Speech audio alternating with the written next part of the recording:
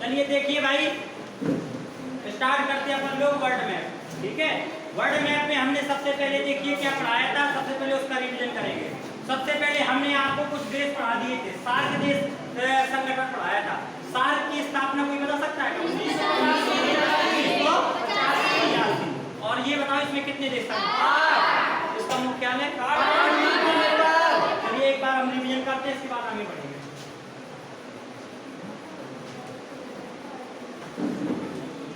एक बार हम करते हैं रिवीजन, इसके बाद हम बढ़ेंगे आगे।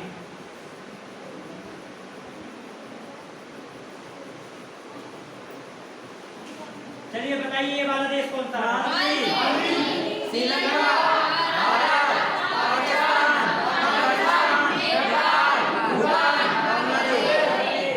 ये वाला पढ़ना है अपन ने भैया, भूटान तक पढ़ लिया। ठीक है, चलिए मालदीव की राजधानी, श्रीलंका की, पाकिस्तान, नेपाल, भूटान, भारत और मालदीव के बीच युद्ध अभ्यास, भारत और श्रीलंका, और पाकिस्तान की राजधानी इस्लामाबाद हो गई। ये बताओ ओसामा बिन लादेन कहाँ है? पाकिस्तान में सबसे पहले खेती के साक्ष्य कहाँ से मिले थे? ये बताओ काबुल, अफगानिस्तान में जब भैया तालिबानियों ने अटैक कर दिया था तो अफगानिस्तान से भारत के लोगों को वापस बुलाने के लिए कौन सा? नेपाल। ये बताओ लुकला एयरपोर्ट कैसा एयरपोर्ट है? सबसे खतरनाक एयरपोर्ट। पशुपतिनाथ का मंदिर काठमांडू में। ये बताओ यहाँ के सबसे बड़े शहर का नाम? सार्क का मुख्यालय? भारत और नेपाल के बीच युद्ध अभ्यास, भूटान की राजधानी, लैंड ऑफ थंडरबाल, काला पर्वत, और ये बताओ एक महावली गंगा कहाँ की नदी है? बहुत बढ़िया। चलिए यार तो अपन को पूरा याद है। अपन लोग पढ़ते एक नया देश भैया जिसका नाम है बांग्लादेश। अपन को बांग्लादेश के बारे में पढ़ना है। ठीक है, अपन को काय के बारे में पढ़ना है? बांग्लादेश के बारे में। ठीक है,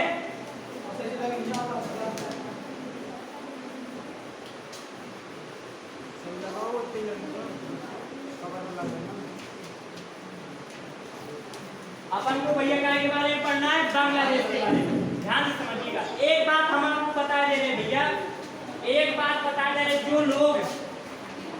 जो लोग भैया गर्मी की वजह से कहते हैं नहीं जाना, रूम में पड़े हैं रूम में भैया सुबह से जगे, खाना पीना खाया, नहाया धोया, अब बैठे हैं, गर्मी है, कोचिंग नहीं जाना।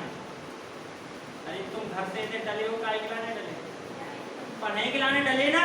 अरे तुम रूम पे डले हो पे कोचिंग में नहीं आ सकते हैं? जो गर्मी भैया, जो गर्मी तुम्हें लग रही है वो गर्मी तुम्हारे मम्मी पापा में भी लग रही है। पापा दुकान पे बैठे हो, तुम्हारे पापा खेत पे हुए मट्टी के वो कर रहे हो, पलट रहे हो। लेकिन लड़का ऐसे आके लड़का एसी में बैठो है, एसी में बैठ नहीं, कोचिंग नहीं पढ़ने, हम लाइब्रेरी ज्वाइन कर लें, गर्मी है। लड़का बहुत, लड़कियां ऐसी लड़कियां घर से आती हैं लेकिन इतने लाइब्रेरी ज्वाइन कर लेती हैं, मोबाइल चलाती हैं लाइब्रेरी में, लेकिन इतने कोचिंग नहीं पढ़ भी आ पा रहे हैं कि कोचिंग पढ़ भी आ जाए। चलिए देखिए ध्यान से, अपन को पढ़ना है बांग्लादेश। सबसे पहले देखिए, जब ये बंगाल, सबसे पहले देखना ये वाला क्षेत्र था बेटा, ये वाला क्षेत्र ये था, ये इसका नाम था पश्चिम बंगाल। ये था पश्चिम बंगाल और ये था कौन? पूर्वी बंगाल। पूर्वी बंगाल में सबसे ज्यादा मुसलमान थे, मुस्लिम बहुलता बहुत थी। कहाँ पे? पूर्वी बंगाल में मुस्लिम बहुलता थी। देखिए अंग्रेजों ने ये बंगाल को आजाद पहले ही हो गया था। कब? 1905 में बंगाल का विभाजन करवा दिया था अंग्रेजों ने। 1905 में किसका विभाजन करवा दिया? बंगाल का विभाजन। लेकिन 1947 में 14 अगस्त 1947 में जब पाकिस्तान आजाद हुआ तो पाकिस्तान कैसे बंटवारा पाकिस्तान का हुआ था? मुस्लिम बहुलता के आधार पर। तो सबसे ज्यादा मुसलमान पूर्वी बंगाल में थे और इसके बाद कहाँ थे? पश्चिमी साइड इस वाले क्षेत्र में। तो ये भैया पाकिस्तान का बंटवारा किस तरीके से हुआ था? पूर्वी पाकिस्तान, पूर्वी बंगाल था, जो पूर्वी बंगाल था उसको क्या बना दिया गया था? पूर्वी पाकिस्तान। और ये वाला जो जगह थी इसको क्या बना दिया गया था? ये पूर्वी पाकिस्तान और ये वाला कौन सा? पश्चिमी पाकिस्तान। ये वाला पूर्वी पाकिस्तान और ये वाला पश्चिमी पाकिस्तान। इस तरीके से किसका विभाजन हुआ था? पाकिस्तान का विभाजन। ये वाला क्षेत्र भैया क्या बन गया था? 1972 की बात है। अब आगे ध्यान समझिए। 1972 में 1947 में देश आजाद हुआ था और ये वाला बन गया था पूर्वी पाकिस्तान। पूर्वी बंगाल क्या बन गया था? बांग्लादेश। पूर्वी पाकिस्तान, पूर्वी पाकिस्तान 1947 में जब विभाजन हुआ था पाकिस्तान का तो पूर्वी बंगाल क्या बन गया था? पूर्वी पाकिस्तान। तो ये वाला क्षेत्र क्या बन गया था? पश्चिमी पाकिस्तान। पश्चिमी पाकिस्तान, पश्चिमी पाकिस्तान। ध्यान से समझिएगा। ये वाला क्षेत्र बन गया था पश्चिमी पाकिस्तान और ये वाला बन गया था पूर्वी पाकिस्तान। अब विभाजन इस तरीके से पाकिस्तान का किया गया था। ये वाला पूर्वी पाकिस्तान, वो वाला पश्चिमी पाकिस्तान। बताओ ऐसा कहीं बंटवारा होता है? हैं? जैसे ये मकान है भैया, ध्यान समझिएगा। ये मकान है और मकान तो दो भाई हैं, इसको बांटना है, वो आधा आधा बांटते, वो आधा हिस्सा इसको दो। ये नहीं कि बीच वाला एक भाई को आधा हिस्सा ये। ऐसा कहीं होता है? लेकिन अंग्रेजों ने, जहां भी अंग्रेज हो गए भैया, अंग्रेज किसी की बीत नहीं है, ध्यान समझिएगा। जहां भी अंग्रेज होंगे वहां उल्टा सीधा कहीं नहीं करेंगे। देखो तो पाकिस्तान का बंटवारा कैसा किया? आधा पाकिस्तान इस साइड, आधा पाकिस्तान इस साइड, ऐसे बंटवारा हो गया। पाकिस्तान अलग हो गया। जब पाकिस्तान अलग हो गया, ध्यान समझिएगा, जब पाकिस्तान अलग हो गया, पाकिस्तान में भैया चुनाव होने लगे। लेकिन जो पश्चिमी पाकिस्तान के लोग थे, जो ये पश्चिमी पाकिस्तान, समझिएगा, जो ये पश्चिमी पाकिस्तान के लोग थे, इन पूर्वी पाकिस्तान वालों को अपना मतलब देश के वासी नहीं समझते। ये कहते थे ये हमारे देश के आई हैं। ये क्या कहते थे? ये हमारे देश के रहने वाले नहीं है, हम इनको अपना देश की मानते ही नहीं है। क्यों? क्योंकि ये भैया बिल्कुल बंगाली हैं, छोटे छोटे हैं, ये हमारे भैया चीनी में नहीं है, ये अलग, ये जाने कौन मुस्लिम है, ये बोलते थे। ये पश्चिमी पाकिस्तान वाले हरामियों का नोबेल पुरस्कार मिलेगा तो पाकिस्तान को मिलेगा। इतना हरामी देश है पाकिस्तान। ये बताओ अपने खुद देश के लोगों को ये कहता था ये हमारे देश के नहीं, ये हमारे देश के नहीं है भैया, ये पश्चिमी पाकिस्तान वाले बोलते थे, हैं? और इनको इतना बुरा बोलते थे, चल बंगाली हट यहाँ से, मतलब उल्टा सीधा बोलते थे। पूर्वी पाकिस्तान, पूर्वी बंगाल अर्थात पूर्वी पाकिस्तान, ये हमारे भाई नो, ये हमारे परिवार के नो नहीं। अब जैसे मान लिया जाए भैया कि तुम्हारे घर में 2-3 लोग हैं, ठीक है, तुम 3 भाई हो और एक बहन है, और तुम 3 भाई तो बहुत गोरे रंग के ठीक ठाक हो, बहन कारी है, तो ऐसी दिखते जहाँ हमारे परिवार की नहीं है, इसको ये हमें बहुत बुरा लगता है, ये हमारे साथ में जाते हैं, ये तुम जब हम शादियों में जाया करें तो तुम ना जाया करो, तो कैसा लगेगा? बुरा लगेगा कि नहीं लगेगा? हैं? देखो तो बताओ, हम इन्हीं के साथ में रहते हैं और इन्हीं को बताओ हमारे पापा हमारी मम्मी एक है, बताओ हमको ऐसा कहते हैं कि तुम हमारे साथ में ना रहा करो, हमारे साथ में ना पूछते। हम हैं भैया, हम हैं, तो हम जब शादियों में जाते हैं, तो हमारे रिश्तेदार कहते फोटो खिंचा लो, तो हम बढ़िया चलो भैया फोटो खिंचा लीजिए, चलो फोटो खिंचा लीजिए। लेकिन जब फोटो खिंचाने का वक्त आए तो भैया जरा खींच दे हमारी, हम फोटो खींचे ना अपना खड़ेंगे, काहे से हमारा थोड़ी तो भैया चॉकलेटी कलर है, इसी वजह से भैया हमें साथ में खिंचवा की फोटो ना खराब हो जाए। चॉकलेटी कैसा होता है? अब भैया ध्यान से समझिएगा, ये जो पूर्वी पाकिस्तान वाले हैं, जो ये पूर्वी पाकिस्तान वाले हैं और पश्चिमी पाकिस्तान, इनका चुनाव होता था, एक चुनाव होता था पश्चिमी पाकिस्तान वालों का और भैया कौन से एक चुनाव होता था, एक प्रधानमंत्री बनता था, क्योंकि देश तो था कौन एक। लेकिन ये वाले इनको देखते नहीं थे, अच्छी नजर से नहीं देखते, ये देखते थे, इनको अच्छी नजर से नहीं देखते थे कि ये तो कहते थे हमारे देश के आई कौन? पश्चिमी पाकिस्तान। तो चुनाव एक होता था, प्रधानमंत्री एक बार चुनाव होता है। एक बार भैया चुनाव हुआ पश्चिमी पाकिस्तान और पूर्वी पाकिस्तान दोनों में, सब पाकिस्तान का चुनाव हुआ। और भैया एक बार पश्चिमी पूर्वी पाकिस्तान का, एक पूर्वी पाकिस्तान का था भैया शेख मुजीबुर रहमान, शेख मुजीबुर रहमान। ये कहाँ के रहने वाले थे? ये भैया पूर्वी पाकिस्तान के रहने वाले थे। कौन? शेख मुजीबुर रहमान। शेख मुजीबुर रहमान पूर्वी पाकिस्तान के रहने वाले थे भैया। और एक बार ऐसा हुआ कि भैया ये यहाँ की सीटें बहुत ज्यादा आ गई और प्रधानमंत्री कहाँ के बन रहे? पूर्वी पाकिस्तान के शेख मुजीबुर रहमान को क्या बनना था? प्रधानमंत्री। अब प्रधानमंत्री वैसे भैया, और हर बार प्रधानमंत्री कहाँ का बनता था? हर बार प्रधानमंत्री पश्चिमी पाकिस्तान का बनता था, वैसे कहाँ का बनना? पूर्वी पाकिस्तान के प्रधानमंत्री भैया शेख मुजीबुर रहमान की बारी आ गई। ये इनकी सीटें सबसे ज्यादा आ गई, इनकी सबसे ज्यादा सीटें आ गई शेख मुजीबुर रहमान की, और इनको भैया प्रधानमंत्री पद पर प्रधानमंत्री इनको बनना था। ठीक है, तो फिर क्या हुआ भैया? क्या हुआ कि पश्चिमी पाकिस्तान वालों ने, पश्चिमी पाकिस्तानियों ने भैया शेख मुजीबुर रहमान को अपने पास में बुलाया, पश्चिमी पाकिस्तान यहाँ पे बुलाया, आइए भैया शपथ ले जाए। शेख मुजीबुर रहमान को भैया किसने? यहाँ के लोगों ने, पश्चिमी पाकिस्तान वालों ने कहा चलिए भैया आपकी सीटें बहुत ज्यादा आ गई हैं, आप प्रधानमंत्री बन चुके हैं, आप ले जाओ शपथ ले जाओ, शपथ ग्रहण समारोह होना है और शपथ ले जाइए। अब शेख मुजीबुर रहमान भैया कहाँ पे? पश्चिमी पाकिस्तान में पहुंच गए। कौन? शेख मुजीबुर रहमान भैया पश्चिमी पाकिस्तान में चले गए। और जब पश्चिमी पाकिस्तान में चले गए, ये तो भैया वैसे नहीं दिख सकते हैं, और ये बेचारे गए शेख मुजीबुर रहमान सीधे साधे व्यक्ति, और इन पश्चिमी पाकिस्तानियों ने, हरामियन ने भैया, मैं आदि जनता को नहीं भैया उल्टा सीधा बोलता, मैं जनता को बोलते ही नहीं करता। जनता सब देश की अच्छी होती है, फिर वहाँ की सरकार और वहाँ की सेना, उसको गाली देता हूँ मैं पाकिस्तान के नागरिकों को गाली नहीं देता, मैं पाकिस्तान की सेना और पाकिस्तान की सरकार को गाली ये आतंकवादी है सब, क्योंकि पाकिस्तान में सेना की चलती है भैया, तानाशाही जमाना है पाकिस्तान में। यहाँ का पाकिस्तान इंडियन आर्मी के जूते चलते हैं, पूरी कंपनी इंडियन आर्मी का भैया दूध आता है, इंडियन हर चीज पूरे पाकिस्तान में कब्जा की है इंडियन आर्मी, हर ब्रांड पर इंडियन आर्मी का पाकिस्तानी सेना का चलता है। यहाँ पे पूरी सेना का पूरा ब्रांड है, पूरे पाकिस्तान में कब्जा की है। बताओ ये सेना है तो लड़ाई लड़ने के लिए रखा गया कि पूरे पाकिस्तान में व्यापार करने के लिए रखा गया है? ये तो वहाँ के नागरिकों को नंबर समझा करो, मैं सिर्फ गाली देता हूँ तो पाकिस्तान के किसको? सेना को और पाकिस्तान की सरकार को, तो नागरिकों को कोई नागरिक कोई वो नहीं होती, सिर्फ वहाँ की सेना और वहाँ की सरकारें गलत होती है। ध्यान समझिए, तो शेख मुजीबुर रहमान ने यहाँ के पश्चिमी पाकिस्तानी को क्या बना लिया? जेल में डाल दिया, बंदी बना लिया।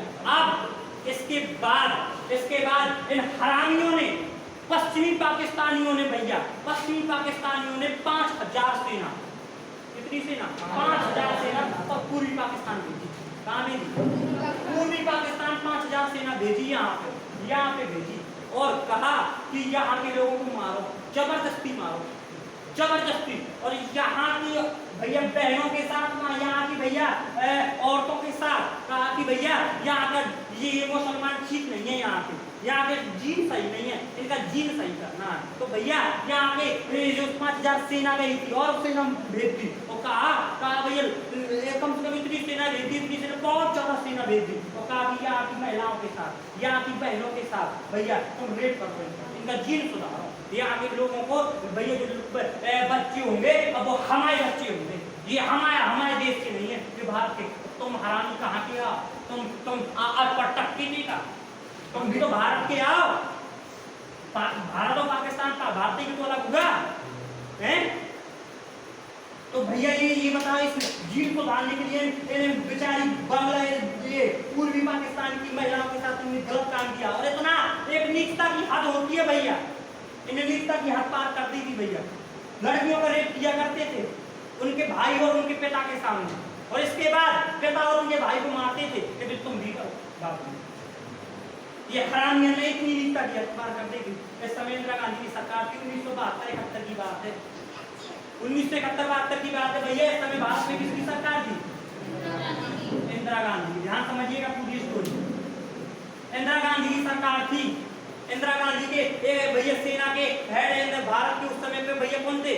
मानेक साहब, जनरल मानेक साहब ये सेना के हेड थे। मानेक साहब जो थे ये सेना के हेड थे भारत में उस समय। और सरकार किसकी थी? 1972 की बात बता रहे हम भैया, ठीक है।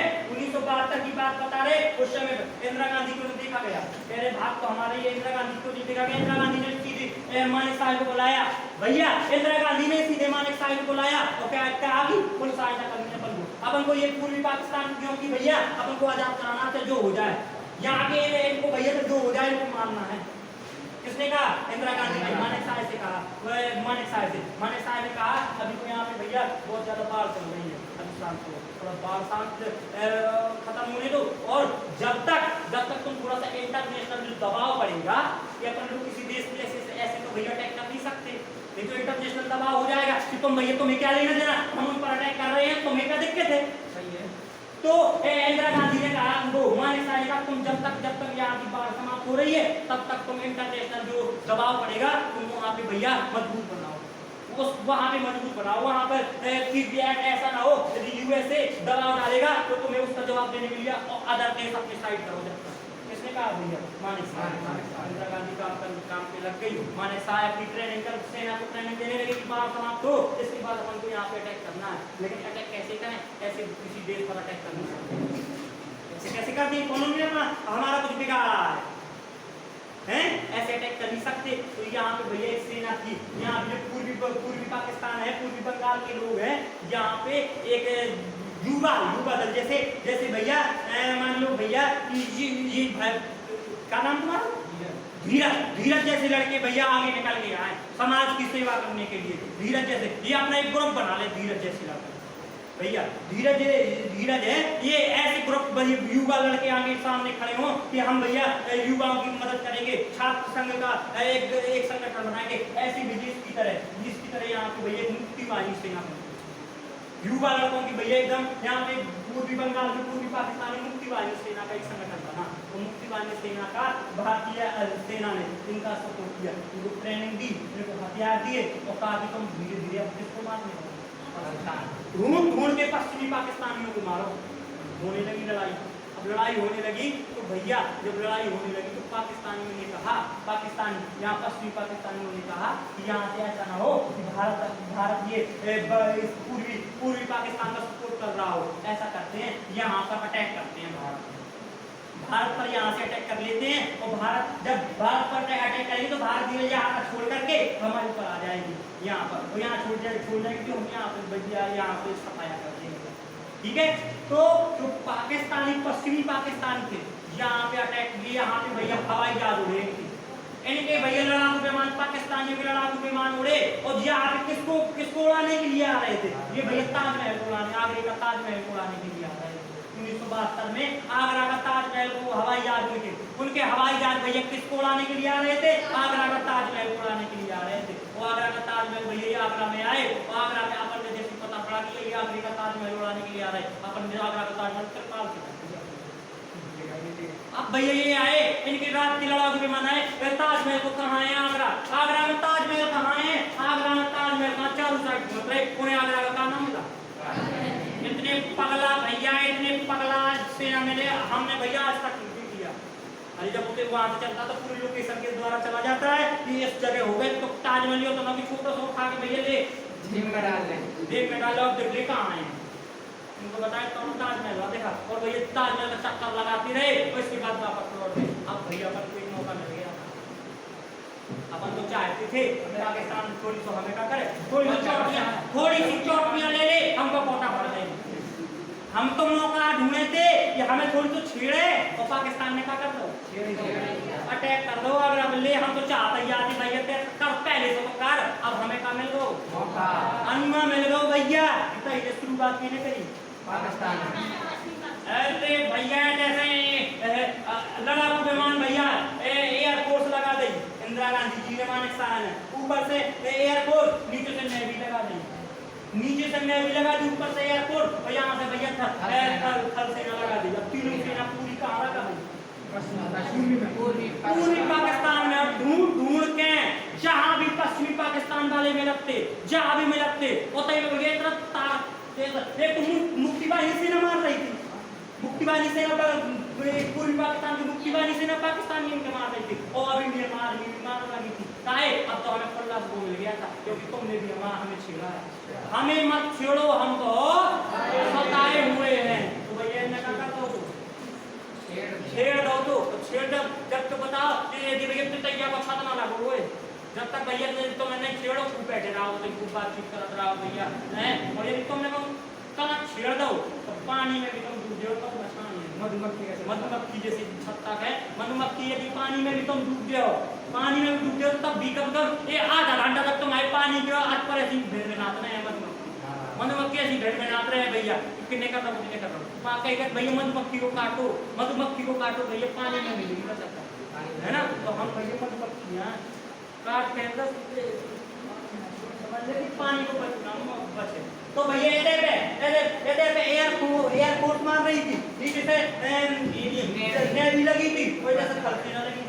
आओ बेटा, ढूंढ ढूंढ के पाकिस्तानी को मार रही थी, ढूंढ ढूंढ के और ये पे हमने ऐसे पे भैया ऐसे पे क्या करो, हमने ध्यान समझियो, ऐसे पे हमने 93,000 कितनी 93,000 पाकिस्तानियों के बंदी बना लो।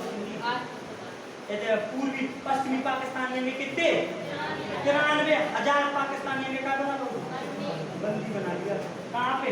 यहाँ पे 93,000 पाकिस्तानियों में जब हमने बंदी बना लिया भैया, जब बंदी बना लिया यहाँ पे 93,000, पाकिस्तान ने सोचा कि जब कर दिया जाए कि आपको बहुत गड़बड़ की बात है, अब तो इंडियन आर्मी ने तो 93,000 पाकिस्तान गिनीज वो बुक रिकॉर्ड में लिख गई जवाली बात भैया गिनीज बुक रिकॉर्ड में लिख गई है कि आज तक किसी भी देश की सेना ने इतना सेना ने आत्मसमर्पण नहीं किया। 93,000 सेना ने आत्मसमर्पण किया था।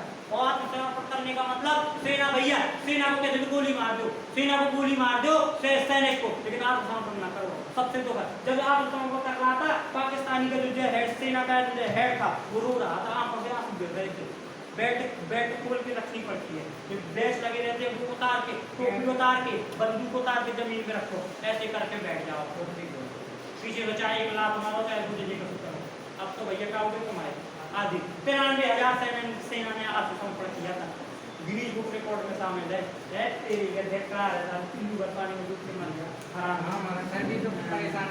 देखिए भाई, तो ये 93,000 सेना के जब अपन ने भैया बंदी बना दिया, तो पाकिस्तान में दिमाग लगाया कुछ तो किया जाए कि हमारे सेना भैया वापस आ जाए। तो ये टाइप जब पूरी सेना अपन देखो जैसे एयरफोर्स भी लगाए थे, अपन थल सेना भी लगाए थे, और यहाँ से जल सेना भी लगाए थे ना। तो भैया पाकिस्तान में जब क्या किया जाए, तो ये टाइप एक जगह थी लोंगेवाला राजस्थान में। राजस्थान में एक जगह कौन सी थी? लोंगेवाला। ऐसे एक जगह आती भैया कौन सी? इसलिए पाकिस्तान में सोचा कि लोंगेवाला से हम अटैक करते हैं, लोंगेवाला से अटैक करके, और हम यहाँ राजस्थान के जोधपुर हवाई अड्डा है, और जोधपुर को हम क्या करना है भैया, जोधपुर को हम कब्जा कर ले। तो हम जोधपुर में जब कब्जा कर लेंगे तो हम फिर इन भारतीय सेना को क्या कहेंगे, हमारे 93,000 सेना को वापस करो, इसके बाद हम तुम्हें क्या करेंगे, हम तुम्हारा ये वापस करेंगे जोधपुर। और लोंगेवाला पर अटैक कर दिया, और लोंगेवाला में सिर्फ भैया किसी भैया अपने भारत में भीषण ने बता दिया कि लोंगेवाला में मात्र 120 जवान है, और लोंगेवाला में कितने जवान थे? इंडियन आर्मी के 120 जवान। यहाँ पाकिस्तान से आक्रमण हो गया, और मात्र भैया कम से कम 10,000 सेना के साथ, 5,000 सेना के साथ, बड़े बड़े टैंकों के साथ लोंगेवाला में अटैक कर दिया पाकिस्तान ने। और यहाँ पे कितने जवान थे? 120। एक मात्र 120 जवान थे लोंगेवाला में। लोंगेवाला में मात्र 120 जवान थे। लोंगेवाला में जो 120 जवान का हेड जो था, उसका नाम था कुलदीप सिंह चांदपुरी। उसका नाम क्या था? कुलदीप सिंह चांदपुरी। लोंगेवाला की जो बटालियन थी भैया, लोंगेवाला में बटालियन थी, उसका हेड था कुलदीप सिंह चांदपुरी। उसने भैया जब देखा दूरबीन, वहां से जब चले आ रहे थे टैंक, बड़े बड़े टैंक चले आ रहे थे, तो वहां से धूल उड़ रही थी, तो उसने दूरबीन के माध्यम से देखा, दूरबीन के माध्यम से देखा कि कुछ चले आ रहे हैं, देखा तो पाकिस्तानी टैंक थे। जब पाकिस्तानी टैंक थे, उसने कहा कि भैया पाकिस्तान से अटैक हो गया। कहाँ से अटैक हो गया है? पाकिस्तान से अटैक हो गया है। उसने तुरंत भैया फोन लगाया जोधपुर हवाई अड्डा कि भैया पाकिस्तान से अटैक हो गया, हम मात्र 120 जवान हैं और तुम लड़ाकू विमान तैयार रखो, पाकिस्तान ने अटैक कर दिया है। यदि पाकिस्तान ने पूरा कब्जा कर लेगा, लोंगेवाला जोधपुर पूरा राजस्थान कब्जा कर लेगा यदि लड़ाकू विमान, तो भैया जोधपुर में जो हवाई अड्डा था उसने हाथ खड़े कर दिए। एशिया के सबसे बड़े एयरफोर्स है भैया, ये हवाई अड्डा है एशिया का, कहाँ? जोधपुर में। जोधपुर ने हाथ खड़े कर दिए, कह रहे कि भैया रात में लड़ने वाले हमारे पास क्या नहीं है, रात में लड़ने वाले हमारे पास विमान नहीं है। अब भैया लेकिन दिन में सूर्य की पहली किरण में हम भैया कहाँ पहुंच जाएंगे? पाकिस्तान को हम सूर्य की पहली किरण से भैया हम लड़ सकते हैं, हम भैया दिन में लड़ सकते हैं लेकिन रात में नहीं लड़ सकते। अब भैया कुलदीप सिंह चांदपुरी का छिया, अब तो पाकिस्तान का कर लिया भैया, कब्जा कर लिया। तो कुलदीप सिंह चांदपुरी ने दिल्ली फोन लगाया, सर पाकिस्तान का अटैक हो गया है, बताइए सर क्या करें? दिल्ली से इंदिरा गांधी की सरकार थी, उन्होंने कहा वापस आ जाओ। अरे लोग जाओ, छुप जाओ, भाग जाओ। 120 जवान कहाँ 6000 बड़े बड़े टैंकों के साथ, तोपों के साथ, बंदूकों के साथ आक्रमण हो गया है, तुम भैया मर जाओगे। वापस आ जाओ, हम नहीं जाना, वहां पे नहीं रोकना है, वापस आ जाओ। लोग जाओ, भागो, जल्दी से बचाओ जान। वो अंतिम फैसला उसने कहा, कुलदीप सिंह ने कहा कि सर तो मैं क्या करें, हम सर बताइए क्या करें, हम वापस आ जाएं? तो लेकिन वहाँ दिल्ली सरकार ने कहा अंतिम फैसला तुम पर छोड़ो, हमारा फैसला कि वापस आ जाओ, भाग आओ, लेकिन अंतिम फैसला किस पर छोड़ते हैं? कुलदीप सिंह तुम पर छोड़ते हैं कि तुम्हें जो करना है करो। अरे कहाँ 10,000 सेना, बड़े बड़े टैंक, इनके पास सिर्फ पाँच भैया बेहतर माइंड है। ऐसी माइंड नहीं होता है कि स्प्रिंग लगी रहती, यदि माइंड में भैया लात पड़ जाए, यदि माइंड में लात पड़ जाए और दब जाए स्प्रिंग और यदि दोबारा लाए तो खा तो हो जाएगा। 5 भैया माइंड सते और एक भैया टैंक था इनके पास, एक भैया इनके पास टैंक था, तो एक टैंक था, तो भैया एक और 5 भैया का थे, कितने के साथ तो भैया का दिवालिया में पटाखा जलाने का है, कहाँ 6000, कहाँ 100-150 टैंक, मनचाहे भैया तो मनचाहे बंदूकें। अब जब समझ लो पाकिस्तानी टैंक आ रहे थे, गल गल गल की आवाज धरती हल रही थी राजस्थान की, कितनी खतरनाक आवाज करते हैं जब टैंक चले आ रहे हैं। और टैंक में भैया अपन यदि गोला भी मार दे तो टैंक में ऐसे ब्लास्ट नहीं हो, टन की आवाज आऊंगी टैंक टन से। यदि बंदूक चला दो विस्फोट भी नहीं हो, कौन सा तो भैया माइंड चाहिए, बड़े बड़े गोला चाहिए, वही जब फटाते जब तो वे टैंक उड़ाते हैं अपने पास एक ही है।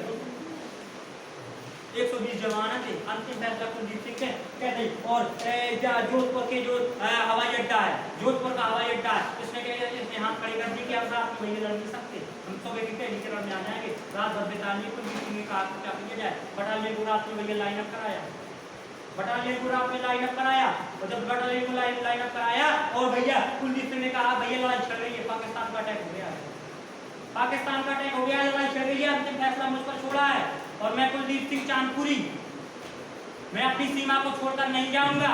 लेकिन जो रियल बात है, मर जाएंगे कहाँ, अपन लोग 120 जवान है और कहाँ 6000 की पूरी पलटन है, अपने पास एक टैंक है, उनके पास 100-200 टैंक है, अपने पास 5 माइंस हैं, उनकी पूरी ठेलावर माइंस हैं, मर जाएंगे अपन लोग, लेकिन अंतिम फैसला अपने ऊपर छोड़ा है। सेना के जब कुछ जवान थे, उसमें से एक जवान था भैरव सिंह, भैरव सिंह खड़ा हो गया, भैरव सिंह खड़ा हुआ, भैरव सिंह ने कहा भैया सबसे पहले सर मेरी बात सुनो, सबसे पहले मेरी बात सुनिए सर। कुलदीप सिंह को भैरव सिंह ने कहा सबसे पहले मेरी बात सुनो, मैं मर जाऊंगा लेकिन मैं अपनी भारत माता को छोड़ करके अकेले मैं नहीं जाऊंगा, जिसको जाना है वो चले जाओ, मैं अकेले दम पाकिस्तान में से लड़ूंगा, लेकिन मैं छोड़ के नहीं जाऊंगा। एक सरदार, उसमें से एक सरदार था, वो खड़ा हुआ, उसने कहा सर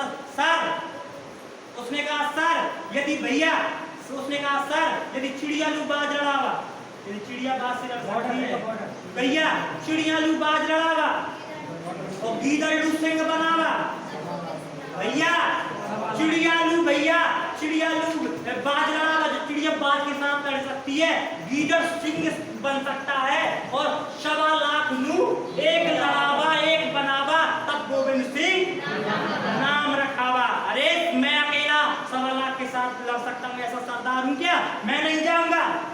भैरव सिंह ने हाथ खड़े किए, सर मुझे गोली मार दीजिए, मैं नहीं जाऊंगा, आप गोली मार दो, लेकिन पीछे पैर नहीं हटाऊंगा। मैं गोली पाकिस्तानी खाऊंगा तो सीने पे खाऊंगा, ऐसे मुड़ के नहीं खाऊंगा, मैं नहीं भागूंगा। सरदार अरे एक में जाट थे उसमें जो 120 जवान थे, उसने कहा सर हम नहीं जाएंगे। सभी ने भैया जोश भर गया, हम नहीं जाएंगे, हम नहीं जाएंगे। अरे जय बोल के बोलिए काली मैया की जय, बोलिए भारत माता की जय। और सब में जोश भर गया भैया। उस समय सब इंडियन 120 जवान में भैया जोश भर गया। सब ने कह दिया हम नहीं जाएंगे, हम नहीं जाएंगे, हम नहीं जाएंगे। कुलदीप सिंह ने कहा जोश तो ठीक भर गया, लेकिन मौत सामने खड़ी है, मौत सामने खड़ी है। अपन लोग 120 जवान, दिल्ली सरकार ने कुछ फैसला सोच समझ के लिया होगा। अपन को जब वापस बुलाया है, वापस भागने के लिए कहा है, तो कुछ सोच समझ के डिसीजन तो लिया होगा। ऐसे थोड़ा ना कब्जा करवाएंगे।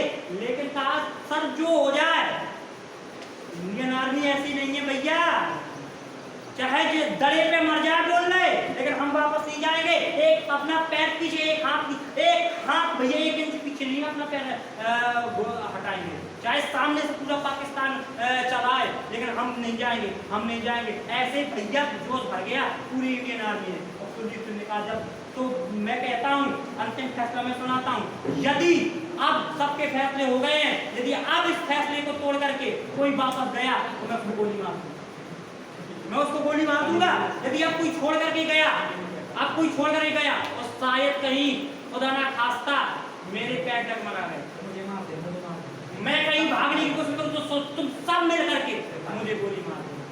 ऐसा कुलदीप सिंह ने कहा चलिए भैया कुछ करना तो पड़ेगा ही पड़ेगा, है तो कुछ करना पड़ेगा। तो कुलदीप सिंह ने कहा पहले 5 माइंस निकालो और जितने 120 टिफिन है सब टिफिन निकालो, सब टिफिन में भैया पत्थर भरो, टिफिन में पत्थर भरेगा 5 माइंस, 4-5 टिफिन ऐसे बिछाए, पहले एक माइंस बिछाओ वो आगे एक माइंस बिछाओ, फिर भैया सेना के टिफिन बिछाएंगे, फिर एक माइंस बिछाओ, फिर सेना के टिफिन बिछाएंगे, खाना खाने वाले टिफिन फिर बिछाएंगे। इस तरीके से कुलदीप सिंह ने और भैया पहले से तैयारी कर ली थी, गड्ढा कर लिए थे, एक गड्ढा एक गड्ढा पूरे को कब्जा किया था। पूरे 120 गड्ढा थे, और कितने में एंगा नहीं, दूर में बन जाए, दूर में पूरे गड्ढा थे भैया। सब में एक सैनिक को भैया तैनात किए था कुलदीप सिंह। और एक भैया अपने पास क्या था, टैंक था। और एक टैंक उसको कहा था टैंक चलाने वाले को, उसने कहा था टैंक चलाने वाले को तुम्हें पता है किस तरीके से टैंक चलाना है। एक टैंक यहाँ से यदि विस्फोट कर दिया, यहाँ से विस्फोट कर दिया तो तुरंत तुम्हें उतनी दूर जाना है। फिर वहां से देखो उनको लगे कि इनके पास एक टैंक नहीं, उनके पास बहुत सारे टैंक है, यहाँ से भी आ रहा, यहाँ से भी आ रहा। और उनको सेना को ऐसे दूर बिछाया था इसलिए कि उनको लगे भैया 120 जवान नहीं है, कितने जवान है, पूरे 1200 की बटालियन है, पूरे भैया पूरी बटालियन है 1200 जवानों की। ऐसा भैया अब उनको रात भर बितानी थी। अब पाकिस्तान जैसे ही भारत के बॉर्डर में आए, कुलदीप सिंह बिल्कुल पूरा तैनात था। कुलदीप सिंह बिल्कुल समझ लो कि खून सवार था आंखों में, पूरी तरीके से अपनी बटालियन को जोश भर रहा था। और पूरे भैया उसके सैनिक जवान जो थे बिल्कुल लगे थे लाइन पे, बिल्कुल लगे थे भैया पूरी तरीके से बिल्कुल तैनात थे। उसने कुलदीप सिंह ने कहा जब तक मैं ना कहूँ जब तक कोई फायर नहीं करेगा। आने तो दो गद्दारों को, देखते हैं पहले क्या क्या करते हैं। जैसे ही आए दूर से खड़े हो गए, वहां का भैया एक मेजर था जो पाकिस्तानी सेना का मेजर था, उसने कहा कुलदीप सिंह तू सामने आ जा, बाहर निकल करके, हमें सब पता है तुम 120 जवानों पूरी खबर है तुम्हें, आज तो तुम गए। कुलदीप सिंह जब एक कुत्ता लाहौर का गुंडा है तुम, तो हमसे जवान लड़ा रहा है, गीदड़ है गीदड़। ऐसे भैया थोड़ी सी बातचीत हुई उनके बीच में। इसके बाद पाकिस्तानी के हेड ने कहा आगे बढ़े। तो सबसे पहले भैया पहले जो इनका टैंक पहला टैंक था और माइंस पहले लगा था, माइंस के में चढ़ा, उसके बाद पहला टैंक उड़ गया।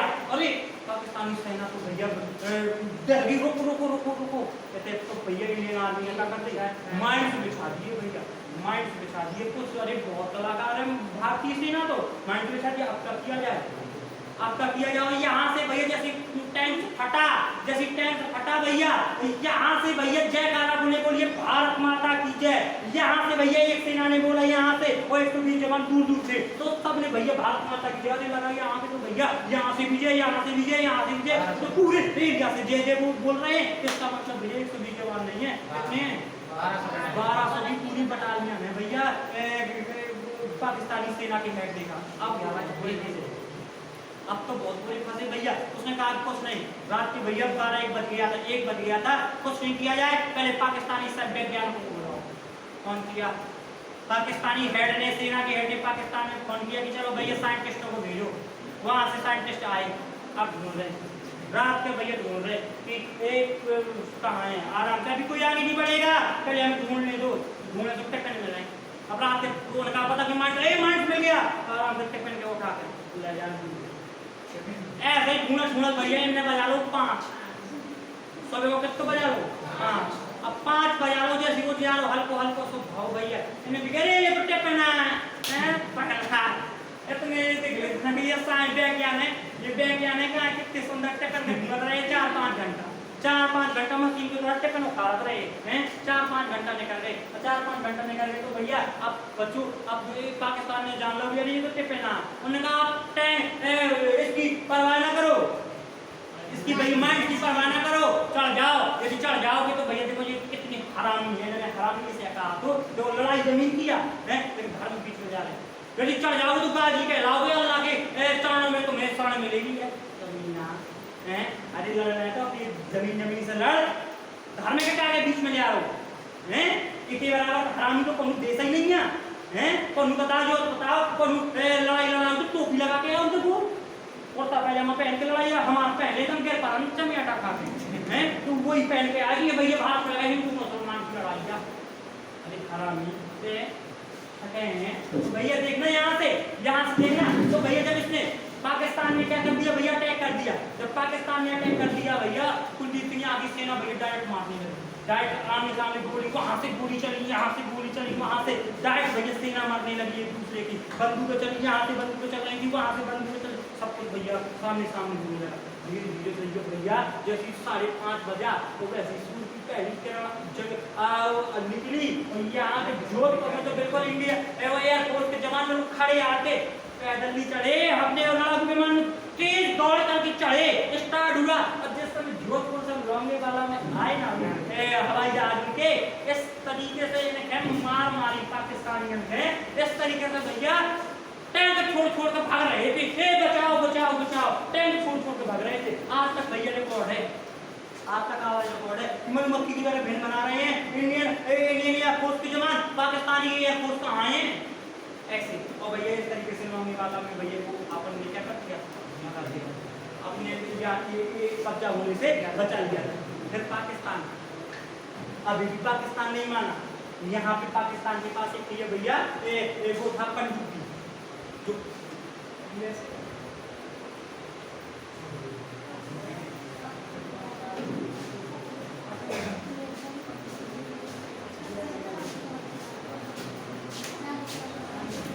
भैया यहाँ पे देखना पाकिस्तान के पास एक ऐसी पनडुब्बी थी जिसका नाम था PNS गाजी।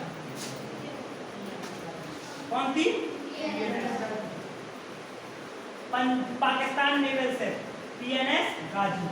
एक ऐसी भैया ये जहाज था, जल सेना का है, ऐसी पनडुब्बी थी भैया पानी के अंदर चली जाती थी, पानी के अंदर पानी के अंदर चली जाती एकदम से, और पानी के अंदर चली जाती थी और एकदम से ऐसी मिसाल फेंकती थी, किसी को पता भी नहीं चलता था, इतनी खतरनाक थी PNS गाजी, इतनी खतरनाक पनडुब्बी थी PNS गाजी पाकिस्तान की। और अपन लोग ऐसे पे लगाए थे भैया का INS विक्रांत, इंडियन नेवल से विक्रांत, ऐसे पे अपन कौन सा जहाज लगाए INS विक्रांत। PNS गाजी इतनी भैया तगड़ी थी, इतनी ज्यादा थी कि पानी के अंदर चलती थी, पानी के अंदर एकदम से निकल जाती थी। तो यहाँ पे अपन को बांग्लादेश की भैया नीचे अपन कौन सा जहाज बनाए थे INS विक्रांत भारत का था, और ये INS PNS गाजी कौन सा है पाकिस्तान का। पाकिस्तान की पनडुब्बी अपना ये जहाज था, ये नीचे आई, अपन को भैया पता पड़ गया, अपन को क्या पता पड़ गया, अपन को इस बात को पता पड़ गया कि भैया PNS गाजी आ रही है, और PNS गाजी INS विक्रांत को उड़ा देती, एक में सारे उड़ा देती इसने।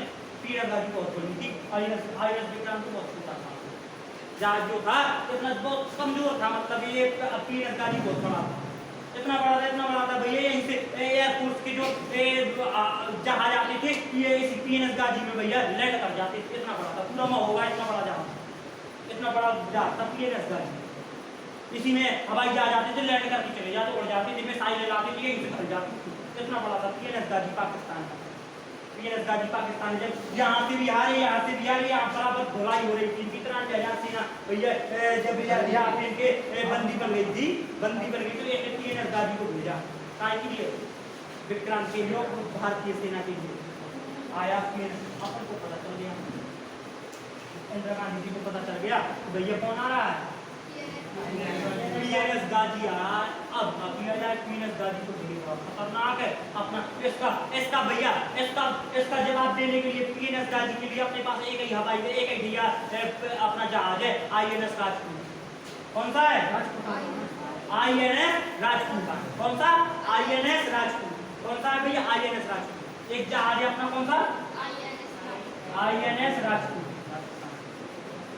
एक जहाज है कौन सा एक और भैया थोड़ी कौन कुछ का खराब हो तो पै गई खराब तो जो विशाखापट्टनम में भैया ये पश्चिम बंगाल कोलकाता में विशाखापट्टनम में विशाखापट्टनम में सुधार रहा हूँ कौन आईएनएस राजपूत सुधार रहा हूँ धरो तो भैया एक अस्त्र शस्त्र तो मिसाइल तो सब सही है लेकिन भैया के पहिया खराब हो ऐसे रखो अब का अब जो खराब धरो है मतलब है तो सही लेकिन पहिया खराब है कि हैं इंजन चले वाला खराब है तो कैसे यार जो ओ यही है मान सका पीएनएस गाजी आपका तो जब गाया तो ये तो हमारे हैं दिमाग लगाया भैया इंडियन सेना ने इंडियन आर्मी ने दिमाग लगाया कुछ ना कुछ किया जाए इंदिरा गांधी ने मीडिया को बुलाया मीडिया से कहा कि तुम्हारा एक सही एक अफवाह एक उल्टी गलत न्यूज उड़ा दो कैसी कि भैया जो आईएनएस विक्रांत है लड़ाई भैया खत्म करके जो आईएनएस विक्रांत कहाँ वापस आ रहा है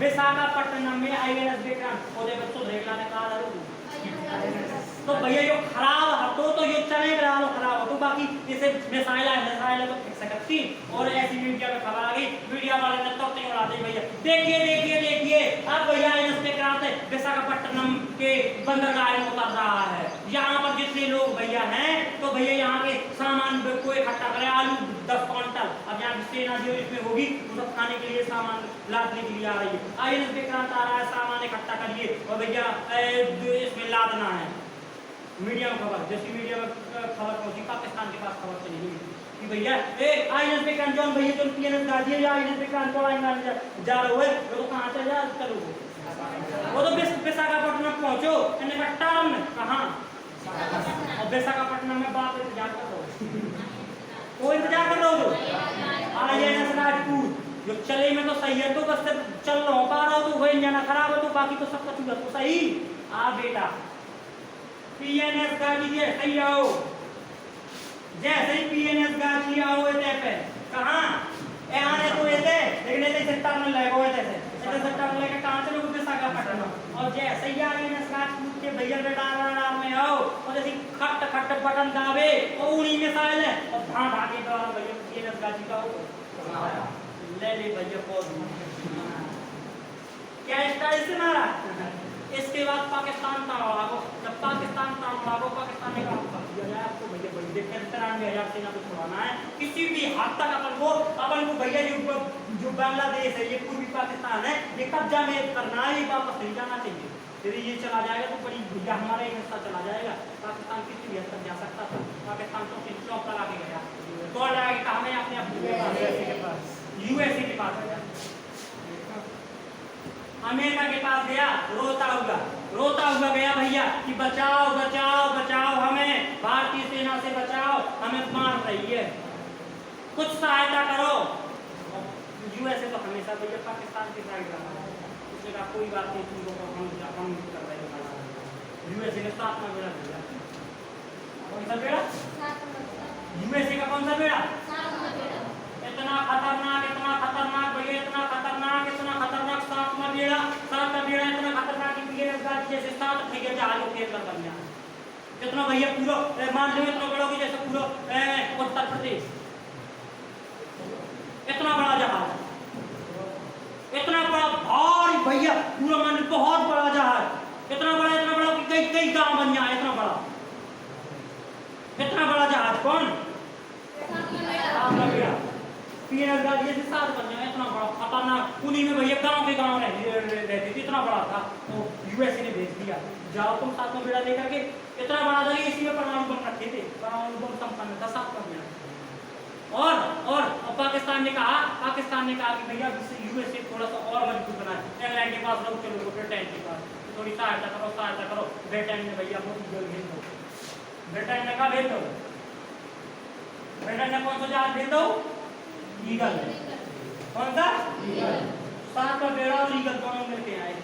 ये है तीसरा है कि भारत से चल रही होते हैं, और ऐसे चल रहे जैसे ही पता करो भारत है, जैसे इंदिरा गांधी जी के पता करोगे अरे भैया 7वां बेड़ा और ईगल आ रहा है, तो दिमाग भैया पगले आ गए इंदिरा गांधी जी को, क्या करोगे? आपको बड़ी दिक्कत की बात आ गई, आपको भैया भारत हार रहे, दिमाग लगा के बैठे थे भैया। तुमने एक दिमाग शक्तिमान एक साइंस दिमाग दिया, यानी तुम्हारा एक मित्र है, तुम्हारा एक मित्र देश है रूस, कब काम आएगा?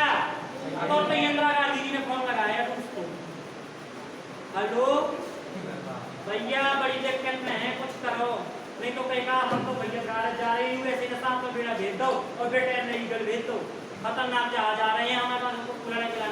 रूस ने कहा तुम टेंशन ना करो, रूस ने कहा तुम टेंशन ना करो, अरे जब तक तुम्हारा मित्र है रूस है, मित्रता ये होती है। रूस को हम अभी रूस के साथ हम रूस का विरोध क्यों नहीं करते? हम रूस ने हमारा साथ किया था, हम रूस के विपक्षी इसलिए नहीं आते कभी, रूस का क्योंकि मित्रता वही है, जब भैया उसकी जब कमजोर समय हो तो तब मित्र साथ दे दे, तब वही असली मित्रता होती है। और रूस ने भैया हमारा साथ दिया, काहे टेंशन कर रहे हैं? क्योंकि औकात है 7वां बेड़ा और ईगल की, हमारे पास है 40वां बेड़ा।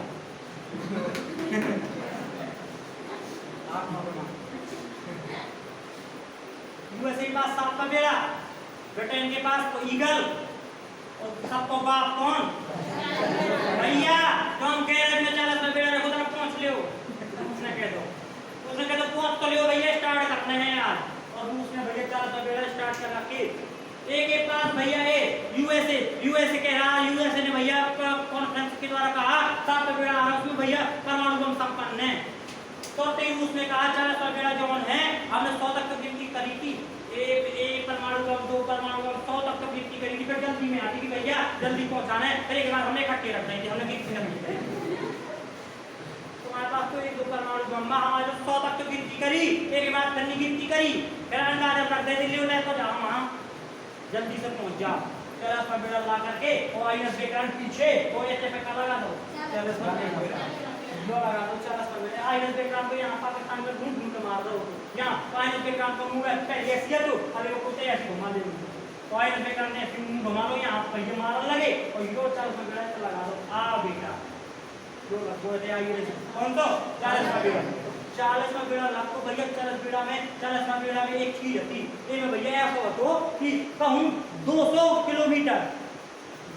किलोमीटर की भैया रेंज में आओ, 200 किलोमीटर की रेंज में कहूँ जा जाओ अपने मन से भैया, अपने मन से मैं कहूँ अपने आप में नहीं, अपने मन से मैं साइलेंट कर जा कैसे 200 किलोमीटर की कहूँ की रेंज में आ जाओगे, मतलब विपक्ष वालों तो मैं भैया को नहीं कि अब देखो ताको ये को आ रहा को नहीं आ रहा, इतना तगड़ा था 40वां बेड़ा, अपने मन से मिसाइल और सबरी मिसाइल भैया, सबरी मिसाइल लोड पे लगा दी 40वां बेड़ा, सबरी मिसाइल लोड पे कहां पे पाकिस्तान का सबरी मिसाइल का ले सबरी मिसाइल, जैसे ही भैया यूएसए को पता पड़ा पाकिस्तान का आईएम तो वही हमारे आप उठा लिए थे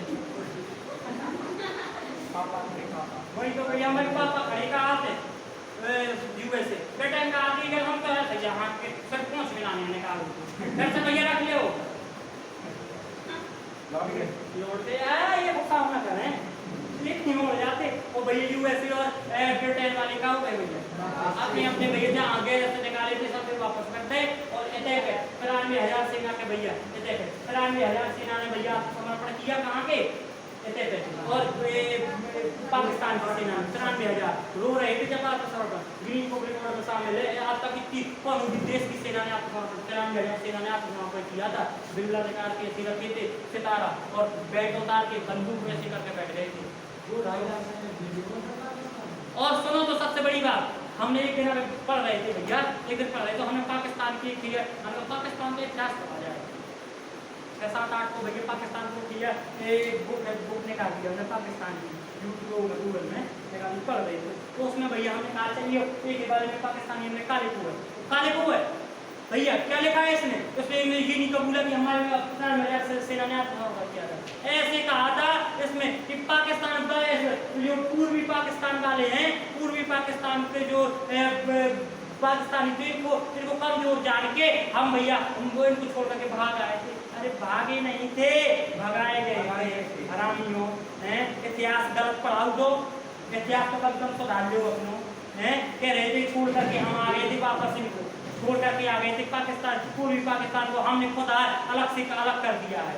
अरे तुम गलत करे हैं, गलत इतिहास पढ़ाओ तो खुद ये कोई इतिहास कब से हैं 14 अगस्त 1947 से जो कि वो इतिहास अपना पता है, कुछ इतिहास है नहीं है तो का इतिहास नहीं, पूरा भारत को इतिहास है तो भारत का इतिहास क्या हो जो देखो तो पहले तो अपना इतिहास पढ़ाओ, भारत के इतिहास पढ़ चाहिए। ब्रिटेन से आजाद हो गई है तो जो पता है अमेरिका और ब्रिटेन में क्या पढ़ा, पाकिस्तानी स्कूल में ब्रिटेन और अमेरिका को इतिहास पढ़ाओ जा है तो कोई इतिहास का नहीं है, जो इतिहास ना हो वो कोई इंसान तो इतने पे भैया इतने पे जो 40 में बेड़ा भैया अभी के बाद दबाव करो 93,000 सेना को वापस करने को इतने भैया पर मौका आता है, 2 मौका आते हैं इतने पे भैया अपने जो वाले जो नहीं होता है पीओ के वापस लाने को बहुत अच्छा मौका आता है। 93,000 सेना को जब वापस देंगे जब हमारा क्या दोगे पीओ के और अपन ने बचाओ तो भैया पूर्वी पाकिस्तान देखिए आराम से टाइम से मिला बेटा तुम कुछ क्लास है परेशान ना हो तो मैं तैयार रहो तो मैं खा वाहन पे वाहन कितनी आज बन रही है मम्मी आज काम का खाते हैं कहे आराम से कुछ कार्य कैसे कह देती भैया कह देती तो ये नहीं करूँ अलग आगे फालतू बांग्लादेश करते 2 मौका गवा दे काहे गवा दे 2 मौका ना तो यो ले पाए ना तो यो बांग्लादेश के भैया अपने में मिला पाए काहे से भैया जो 40 में मेरा लगो तो जबरदस्ती प्रेशर करो तो भैया जल्दी लड़ाई बंद करो हमारी भैया लड़ाई बंद करो पैरों बेड़ा के भेजो जल्दी में भैया संघर्ष समझौता कर लो भारत ने संघर्ष समझौता कर जबरदस्ती दबाव में आते वहाँ से यूएसए ब्रिटेन यहाँ से अपना दोस्त रूस कह रहे तुम आकर लेकर दे जब 40 में बेड़ा भेजो यार हमें तो बेड़ा जैसे ना भेजते वो फिर चले आ जाते हमारे जबरदस्ती में संघर्ष समझौता भैया जितने पाकिस्तानी सेना सैनिक जवान थे वो वापस भेजे पाकिस्तान में जिनको कब्जा करो तो वो भारत को दे जाए, भारत में जिनको कब्जा करो तो पाकिस्तान को वो वापस दे जाए। सब जबरदस्ती हमसे बड़ा समझौता करा दो ना तो अपना पीओ के आ पाओ ना यो लेकिन बस करना ये क्या कर दो बंगाल एक आजाद करवा दो बांग्लादेश से तो बांग्लादेश से भैया आजाद करा दो बहुत थोड़ी समय गुजरो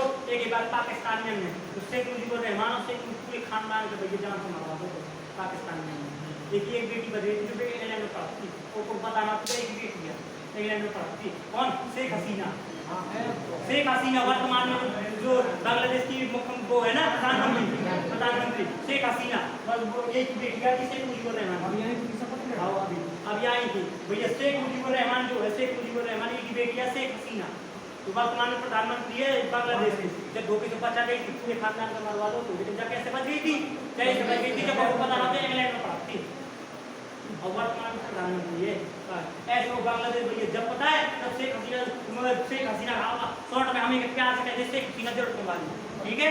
तो शेख हसीना जब आती है ना पाकिस्तान भारत के जो प्रधानमंत्री हैं नरेंद्र मोदी जी स्वयं लेने जाती है इतना काहे अपन ने बचा हुआ है अपन ने बचा हुआ तो अपन ने बचा तो बहुत प्यार से रखते हैं बेटा अच्छे से रहो है ना। इस तरीके से भैया अपन ने ये बांग्लादेश क्या किया था पहले क्या था पूर्वी बंगाल पहले था पूर्वी बंगाल से फिर बांग्लादेश कब 1972 INS भैया PNS गाजी किसका है 7वां बेड़ा ईगल और INS विक्रांत INS राजपूत और भैया 40वां बेड़ा याद रखिए परीक्षा में तैयार है नहीं याद रखना भैया 40वां बेड़ा रूस INS विक्रांत INS राजपूत और 40वां बेड़ा PNS गाजी 7वां बेड़ा ईगल याद रखना है राफेल कहाँ पे रखी अपनी अम्बाला जोधपुर में कहाँ रखे